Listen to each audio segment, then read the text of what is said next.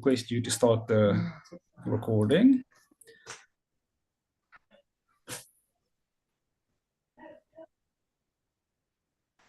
Welcome everyone to this Geminids guided meditation. I'm so sorry for the technical issue. For those that will get this message as an email, I really do apologize.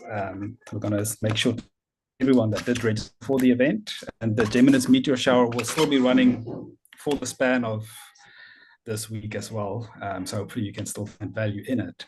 I am very pleased to introduce Mark Westmackett, astrophysicist that moved over into the world of wellness through mindfulness, and he's really spent a lot of time building this authentic connection of allowing people to engage with the night sky, engage with the stars, and use that as the vehicle to explore their inner self.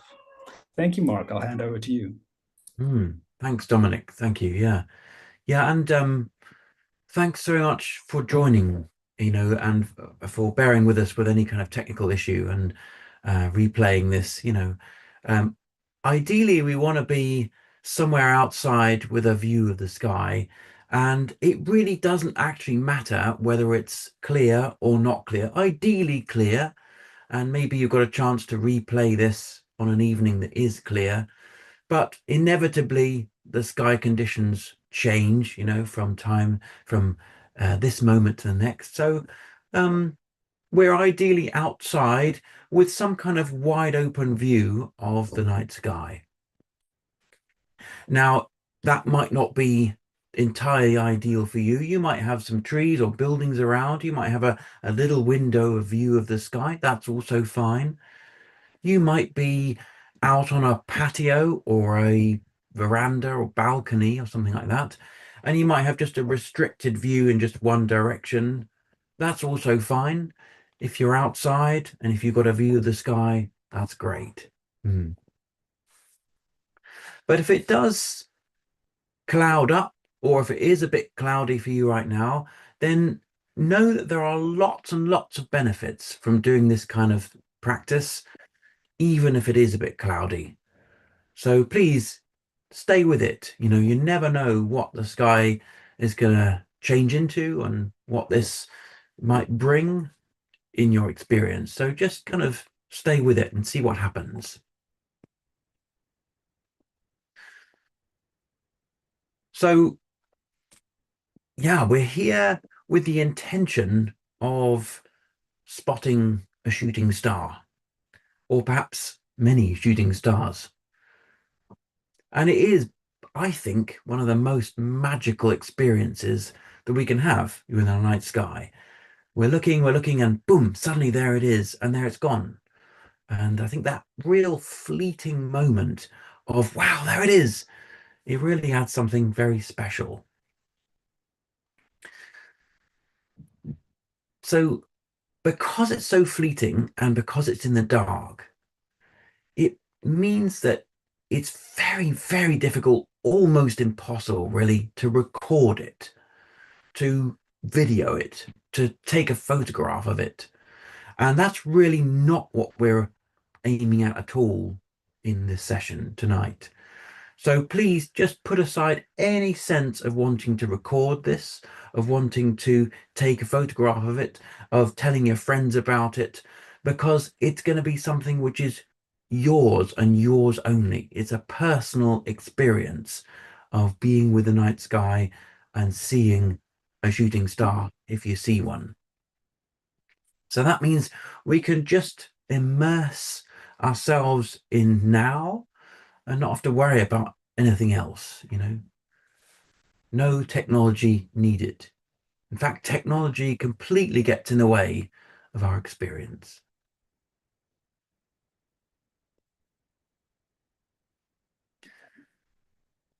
And what we're going to be doing here is really a practice of wide-eyed attention and patience, putting yourself in the path of opportunity. And we may or may not see anything. So all the expectations can just move to the side. Let's just see what happens. It might not be a shooting star that surprises you the most. Who knows? So we're here lying down, ideally, maybe sitting down, comfortable, warm. And if you're watching this on a recording, then the ideal is if you need to, oh, it's a bit chilly actually, I'm going to get another blanket. Just pause the recording, get another blanket. Pause the recording, get another cup of tea or whatever you need.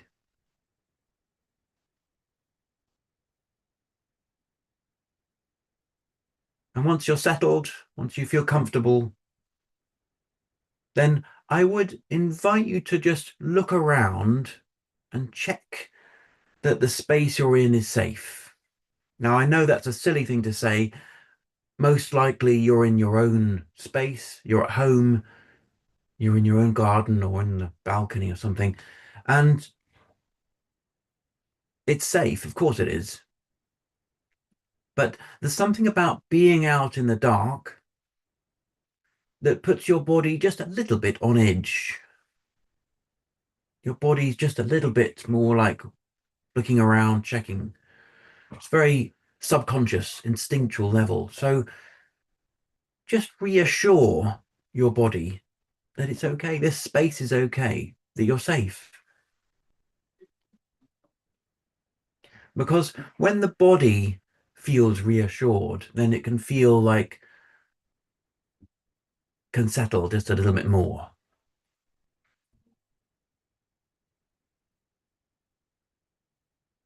And I'm going to invite you next to close your eyes. And we'll do a little bit with the eyes closed because it takes some time for your eyes to adjust fully to the dark. So we might as well close the eyes and focus our attention inwards.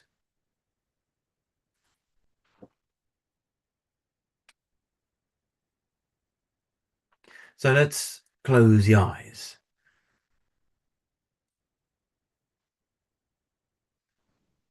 And now bringing your attention fully inside your body.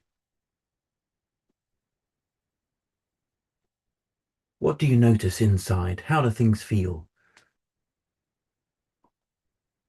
Do you feel heavy or light?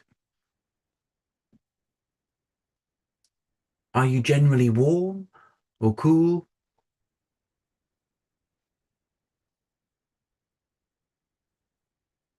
Do you notice any aches or pains or any areas of discomfort?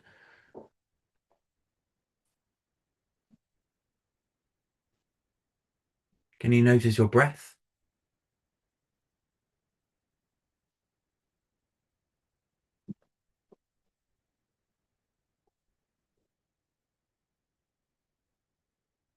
Bringing an awareness to your head, noticing your face, your eyes, nose, mouth, noticing your shoulders. Many of us hold tension in the shoulders, so could you allow your shoulders to relax just a little bit more?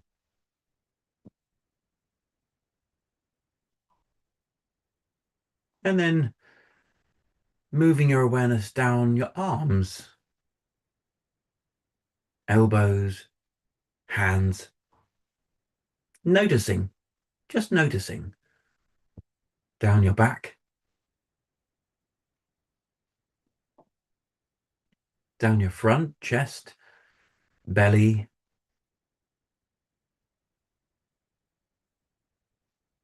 and into hips,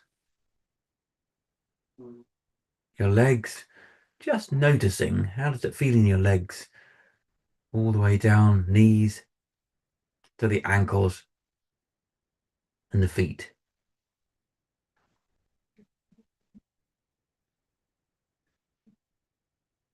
And then becoming aware of the feeling of gravity, of the feeling of the pull downwards, the feeling of the ground underneath your body, the surface of our planet. you're sitting on the surface of our planet Earth.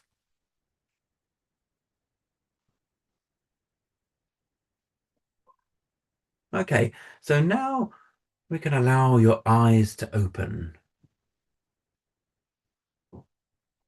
giving ourselves a chance for the eyes to adjust to the dark, giving ourselves a chance to come into our body, to begin to settle, quieten, slow down, and begin to pay attention in a kind of wider sense. You know, in our normal life, we pay attention to things, but often it's in a very narrow and focused way. But here, our entire direction is openness. We're going to be opening our senses to this experience.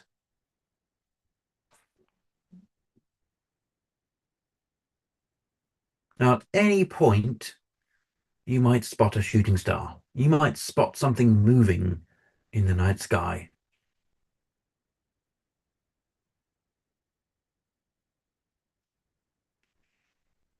And it's not something we need to shout about. It's not something we need to tell anyone about. It's not something, as I said, we need to take a photograph of. It's just your personal experience. You here with the night sky. And if it's cloudy, then we can notice the movement of the clouds and the changes. So we're going to play a little bit with our attention, particularly our visual attention to begin with. What I'd suggest is to fix your gaze on one spot in the sky. If it's clear, you can just look at a star. And then become aware of your peripheral vision. So becoming aware of what you're looking at in the middle, and then what's around that, and what's around that all the way out to the edge of what you can see. Wide open eyes, wide open attention. You can see the horizon, the buildings, the trees, as well as all the stars and the whole sky, the clouds.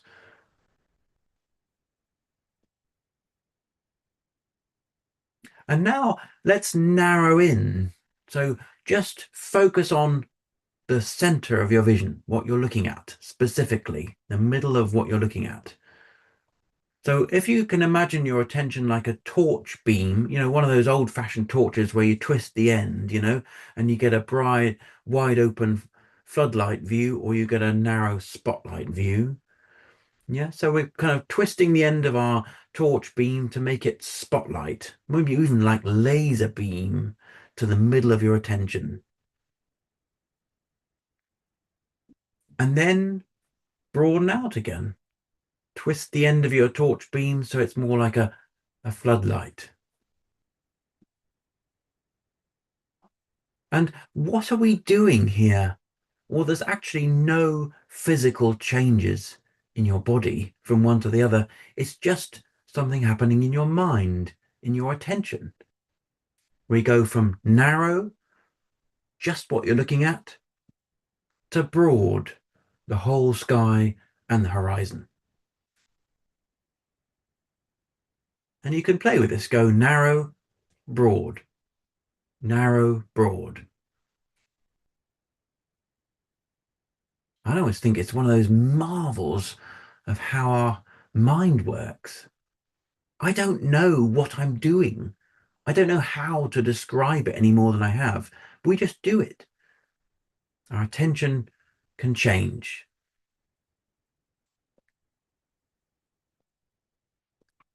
So we're going to try and stay in the broad, wide open mode for our time together.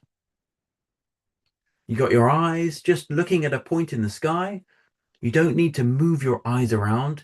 You can just move your attention or just hold this open attention.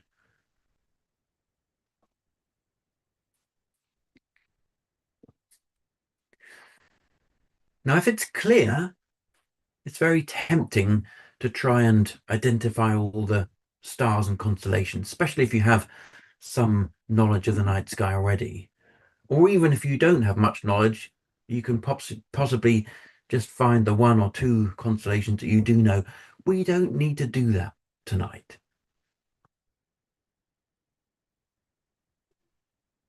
There are other nights where we might identify constellations and talk about the stories and get our telescope out and all that kind of stuff. Tonight, not the night. So we're going to put aside seeing stars as patterns, thinking of constellations, putting aside the maps,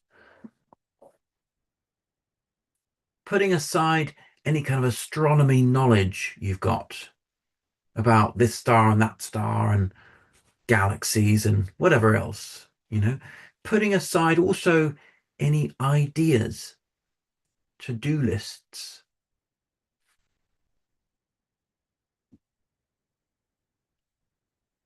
Tonight is about something different.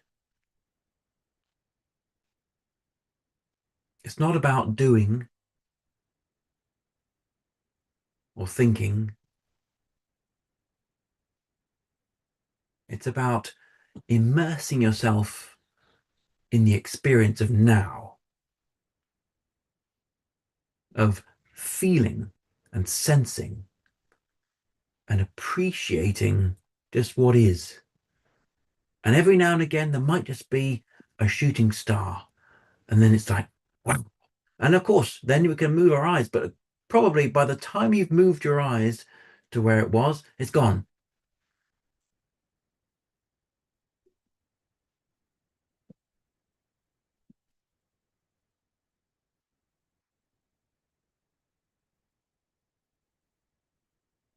Looking with this wide open, broad attention, that's the best way we're going to catch a shooting star.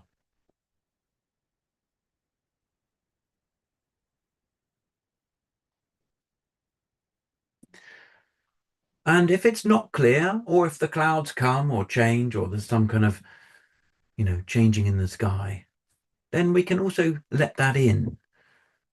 So easy to get frustrated if it does get a bit cloudy. Oh, these damn clouds getting in the way. The clouds have as much right to be there as anything else. The clouds are part of the experience. So we just allow the clouds to come, allow them to be there.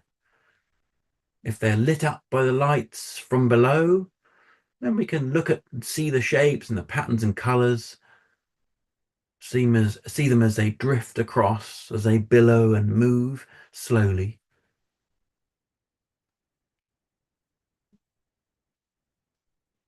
So many stargazing evenings that I've led start off disappointing, bit cloudy, but then gaps open up.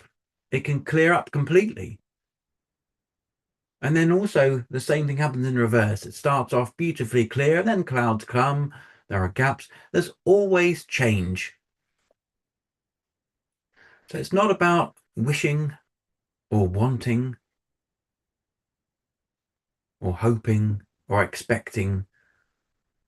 It's just about allowing this moment to be, this night to be as it is.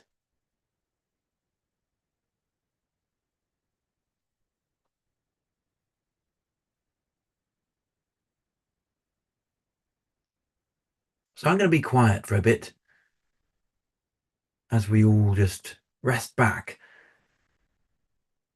keeping this open attention, looking, seeing what comes.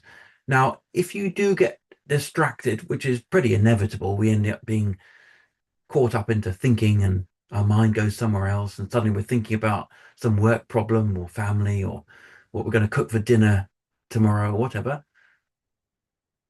That's also very normal. As soon as you notice, just let it go and come back to this experience, looking, feeling, and listening.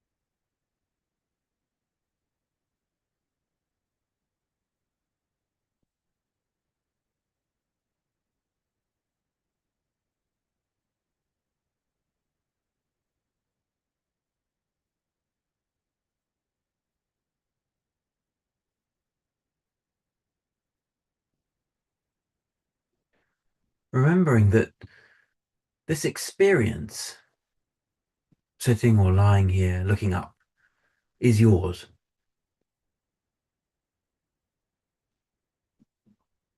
It's your personal and direct relationship with the sky.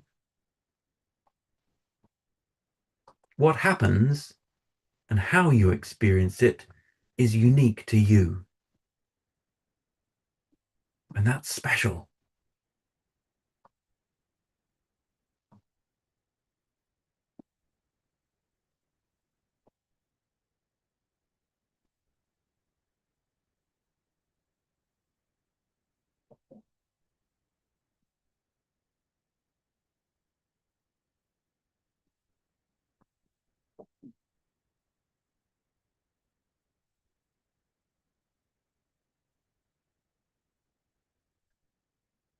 You don't need to know anything about what a shooting star is, where it comes from, to appreciate the beauty, the magic.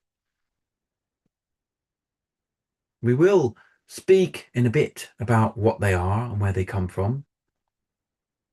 But for now, just really being here, not thinking about it, experiencing it.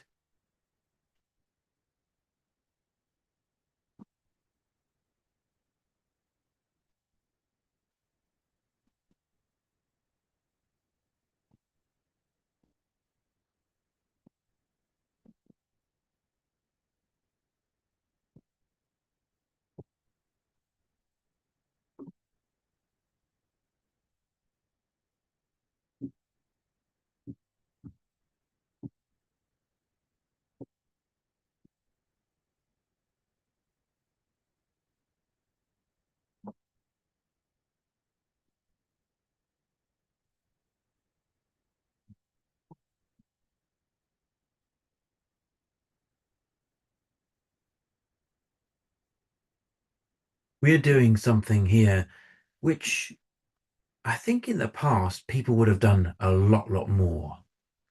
But these days, we just don't do very often. Maybe you do, and I really hope you do. Looking at the night sky for a period of time.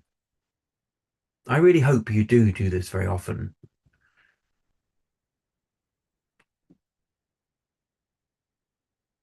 I think in the past, people would have lived in a way which allowed them to be much more in touch with the night sky. There was much less light pollution. People didn't have electric lights which you could just turn on and go inside. So when it got dark, there wasn't really much choice but to be in the dark. There wasn't much you could do when it got dark. So lying down, looking up at the stars, why not? And these days, we almost need permission to allow it to do this, give ourselves a time.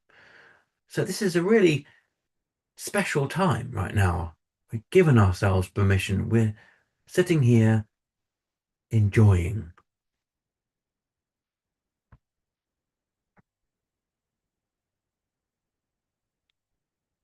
What are you doing then?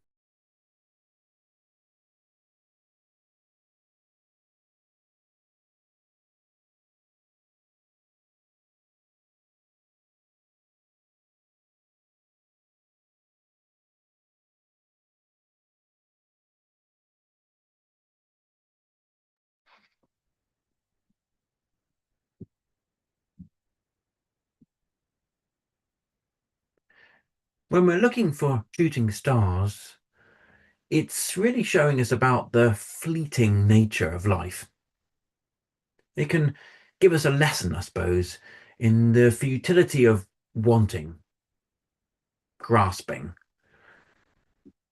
Same thing with the clouds, right? As much as we want the sky to be different, it isn't. It is the way it is. When a shooting star comes, it's always unexpected, totally unpredictable. And as soon as it's gone, it's gone. As soon as it's come, it's gone. As soon as we look, it's gone. If you're there with a friend, unless they're looking in the same direction of you as you at the same time, you can't say, "Oh, look," because as soon as they've looked, it's gone. So this is kind of like life, right? Life is fleeting, changes quickly. And if we try to grasp on, if we try to bend it to our will, if we want things, expect things, it's going to go differently. All we can do is put ourselves squarely in the path of opportunity, like now, taking this time, getting ourselves comfortable, lying down, looking up. We're putting ourselves in the path of opportunity, looking up with wide eyes. And if it comes, it comes. If we see one, two, three, that's great. If we don't see any, fine.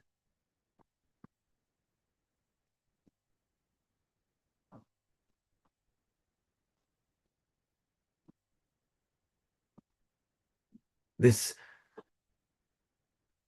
look for shooting stars shows us how in life, all we can do is really just put ourselves in the path of opportunity. We can't make certain things happen. Wishing certain things going to happen is not going to make them happen. All we can do is just put ourselves in the path of opportunity and then appreciate the opportunities when they come. Appreciate the shooting star when it streaks across the night sky in that moment.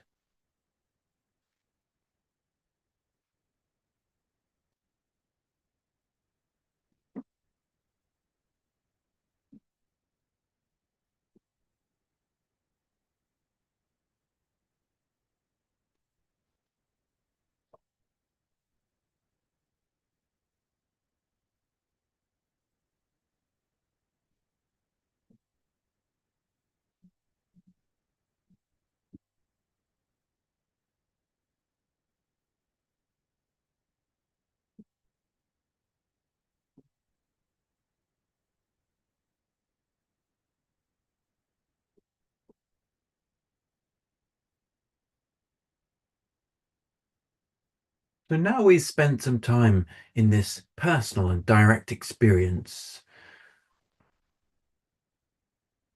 your relationship with it, your moment to moment arising. We could add a little bit of knowledge about what we're looking at and let that kind of filter into what you're seeing and experiencing.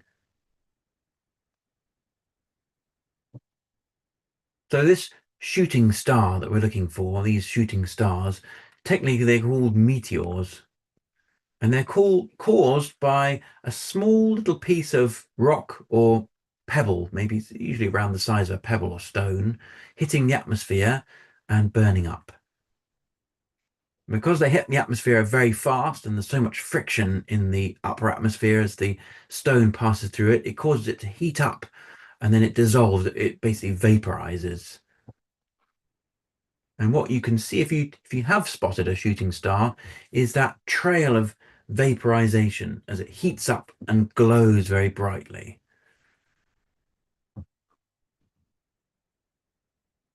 So we're seeing tiny little pebbles hitting the atmosphere. And the Geminids, this meteor shower that's happening over this period, like peaking around tonight, the Geminids are caused by the tail of an asteroid 3200 Phaeton. This asteroid was discovered in 1983. It happens every year, this time.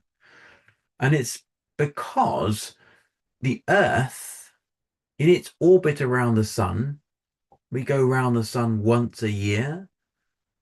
And just at this point, over this few days, the Earth is passing through the debris tail left over from when this asteroid passed through the solar system. So there's a kind of tail of debris which came off the asteroid, and it's all just sitting there in the solar system.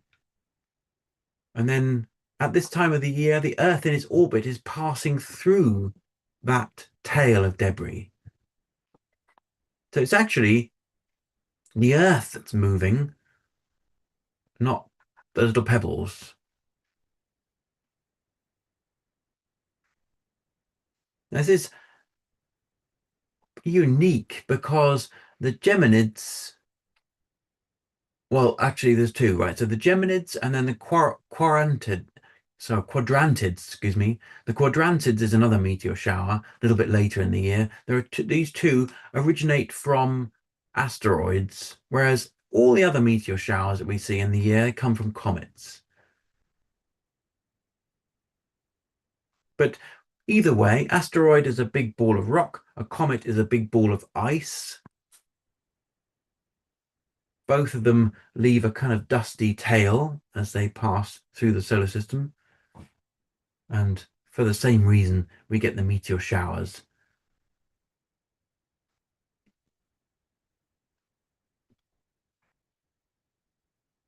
This Geminid meteor shower was first observed in 1862, but it was only in the last, I don't know,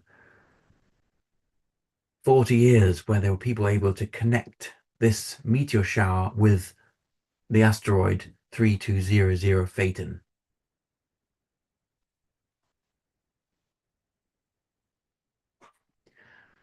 They're called the Geminids because it appears like all the shooting stars are coming from the constellation Gemini. That's the point they're called the radiant, the point in the sky from which the paths of the shooting stars appear to originate. So all the meteor showers are named after the different constellations from which the shooting stars appear to come.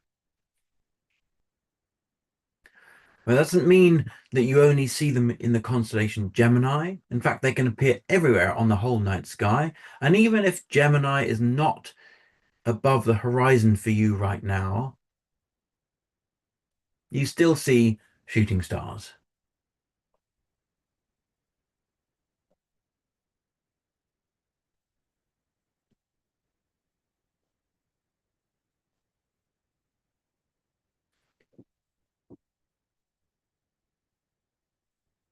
Most often, they're tiny pebbles and they just burn up very quickly with a streak. Sometimes they're a bit bigger, and then you get this big streak across a wider part of the night sky, and it leaves a visible smoke trail, which may stay visible for a second or two.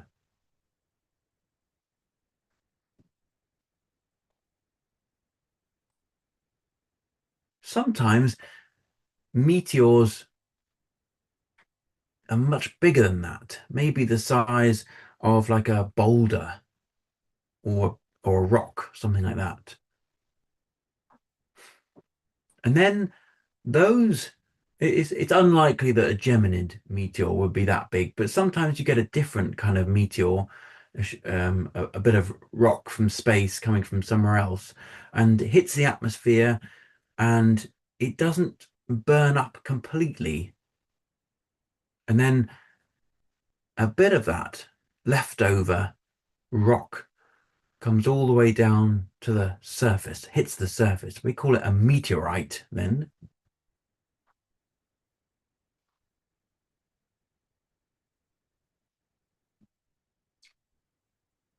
Now, for centuries, scientists and natural philosophers, Aristotle, for example, Isaac Newton, for example, they believed that no small rocks existed in space beyond the moon. It was definitely a belief. And so the idea that meteors, shooting stars, were caused by rocks from space was considered impossible.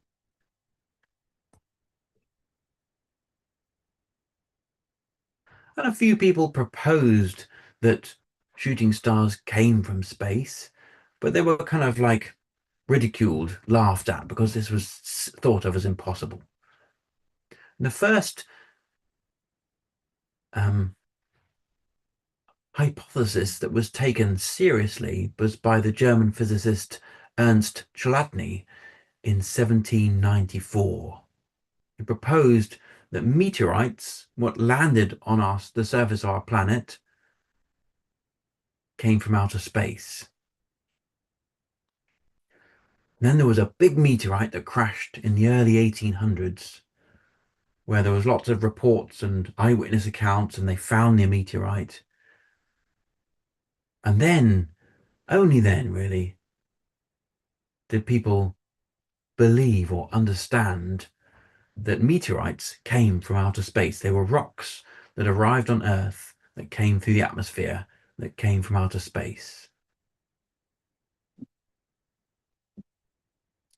So it's only been 200 years or so that we've understood that what you can see every now and again on a night like tonight, these shooting stars, they come from outer space. They're little pieces of rock floating around, as I said, like leftovers of the tail of this 3200 Phaeton.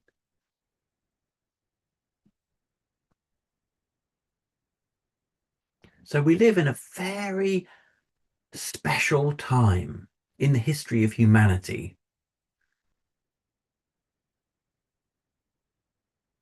It's only been 200 years that people have understood that shooting stars come from outer space. And it's only been in the last 40 years that people have understood that the shooting stars you see tonight, the Geminids, come from this particular asteroid. And then you can plot the course of the asteroid and understand its orbit and all that kind of stuff. It's only been in the last few decades in all of ours lifetime.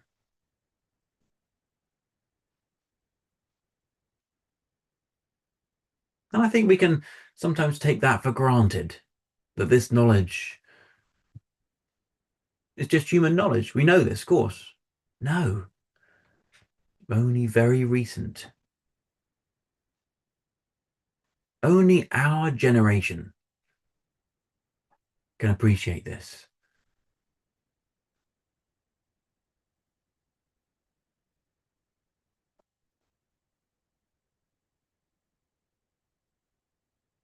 So I'm going to be quiet for a little bit more, give ourselves a real chance to let that kind of understanding, the science, what the Geminids are, meteors, where they come from, be part of your experience of looking and seeing and appreciating.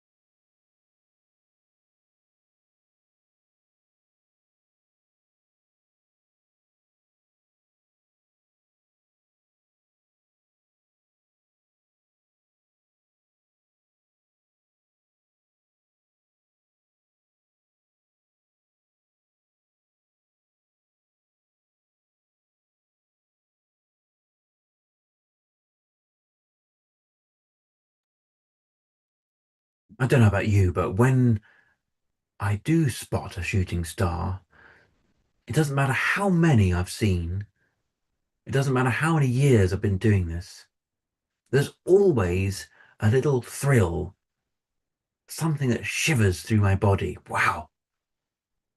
Something about the fleeting, momentary, there it is and there it's gone.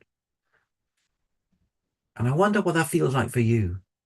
I wonder where you feel that in your body.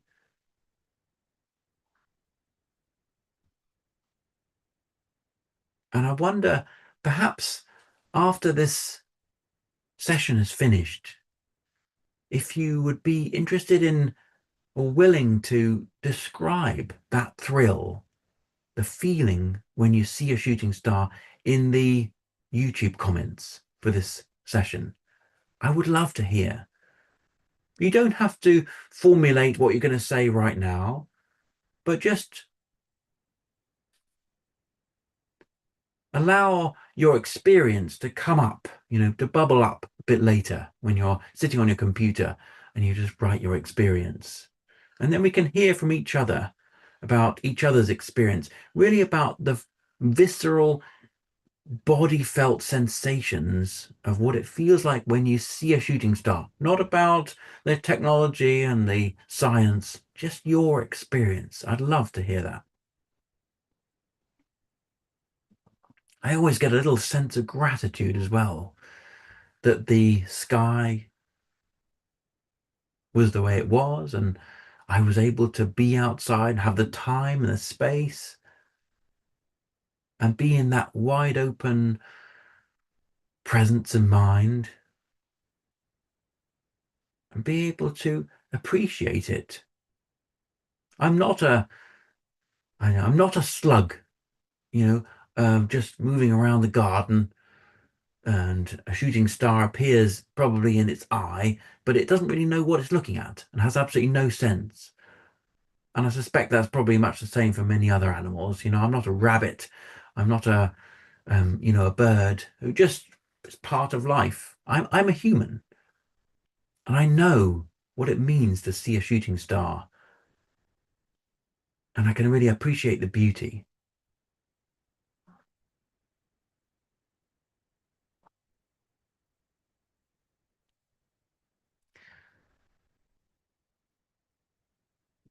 So we're coming to the end of our guided session.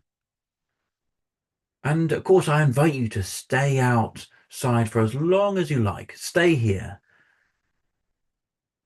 If you feel you're enjoying this evening, if you're not too cold, just carry on watching, experiencing, carry on being with your night sky.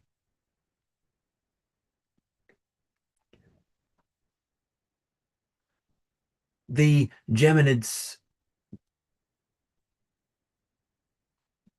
are on for this next few days, possibly for the whole of the week. And then really on any given night, if it's clear, there's a chance of always seeing a shooting star, even when it's not a meteor shower. It's just that the higher chances are now. So if you want to replay this, maybe tomorrow night, or if you want to get a few friends or send it to a friend to replay this tomorrow night, please just go ahead. The advantage of the videos, you can just pause it, go back, listen again. So I really hope you've appreciated and enjoyed being together here, sharing this time, looking up at the night sky, watching for shooting stars. I should just say thanks a huge amount also to Dominic Virtue from the Office of Astronomy for Development and Kelly Blumenthal from the Office of Astronomy for Outreach, who both together came up with the idea and set this all up and have been instrumental in making this happen. My name is Mark Westmackett, and if you're interested in the kind of things that I do, more about this kind of mindful way of stargazing, then please do look me up. If you just Google for my name and mindful stargazing, you'll definitely find me. You can sign up to my newsletter and, look at my stuff, events and in-person online stuff that I do. A year or two ago, in collaboration with the Office of Astronomy for Development, we recorded a series of guided mindful stargazing practices, audio practices, which you can listen to and download for free from the OAD website and also from Spotify. They're on Spotify. So if you just again Google OAD and my name, you'll definitely come up with those. Yeah. So thanks so much for joining in, and I really hope to see you again at another event. So much, Mark. I really appreciate it. Yeah, thank you for bearing with the technical issues, and for everyone watching this, thank you much for your time. I'll also be sharing a follow-up email with the recording and the link to Mark's website and the Spotify link for those meditations. Thank you so much, Mark. And then you're welcome to stop the recording. And then I'll see you for the later session again about 5 minutes before. Yeah, we'll see. So do you think the same live stream might work or Yeah, so at the moment, what we've done is we're now asking people to, just in case we have similar issues with connections timing out and closing streams, you'll see I sent an email saying, please go to the OAD's YouTube channel, then we'll show which event is currently live. So regardless if we have to restart streams, they can always pop into the live event. great? Yeah. Yeah. Yeah. And do you know were there similar people registered for the Asia and the Europe? Yeah, there are some overlaps. There are a few that are only for one, but there are, I'd say about 50% is an overlap they booked for both. 50-50 Asia and Europe. Well, overlap 50%. So Oh in yeah. total, we've got 90 tickets booked. Yeah. I think there's about 40, 35, 40 that is in both sessions. Yeah. Okay. Okay. Okay. Great. Great. Okay. Oh, Thanks so much, Mark. let's try again later and hopefully it goes Yeah. smoothly. Thank you. Okay. See you later.